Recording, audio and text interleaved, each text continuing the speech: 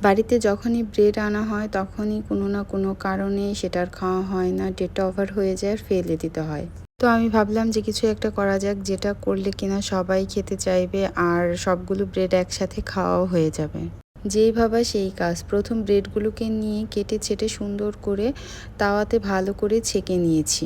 আপনারা চাইলে বড় বড় করেও দিতে পারেন, আমি বড় বড় করে দেইনি, ছোট ছোটই আমার বেশ ভালো লাগছিল, তাই ছোট ছোট টুকরো করে তারপর ছেঁকে নিয়েছি। আর ওইদিকে আরেকটা চুলাতে আমি দুধ বসিয়ে দিয়েছি। দুধটা ভালো করে জ্বালিয়ে কিছু দিয়ে দিলাম কিশমিশ আর বাদাম। চাইলে এটা আপনারা অ্যাভয়েডও করতে পারেন। এরপর চিনি দিয়ে ভালো করে নাড়িয়ে চাড়িয়ে জাল দিয়ে কিছু দিয়ে দিলাম কর্নফ্লাওয়ার। আমি কর্নফ্লাওয়ারটা দিয়েছি তার কারণ হচ্ছে দুধটা যেন আরও ঘন হয় এবং থকথকে হয়, এতে খেতে ভালো লাগবে। আপনারা চাইলে নাও দিতে পারেন, তবে যারা একটু ক্ষীর ক্ষীর খেতে পছন্দ করেন তারা এই গুঁড়ো দুধ আর এই কর্নফ্লাওয়ারটা দিয়ে দিবেন, তাতে খেতে বেশ ভালো লাগবে।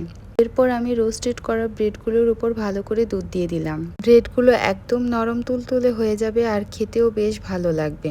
যাদের বাসায় ব্রেড বেশি হচ্ছে এবং ডেট ওভার হয়ে যাচ্ছে তারা এইভাবে করে নিতে পারেন। এরপর আমি কিছু কাজু বাদাম কিশমিশ সব কিছু সুন্দর করে কেটে ব্রেডগুলোর উপর ছড়িয়ে দিলাম। এই তো হয়ে গেল আমার ব্রেড রেসিপি। কেমন লাগলো আপনাদের?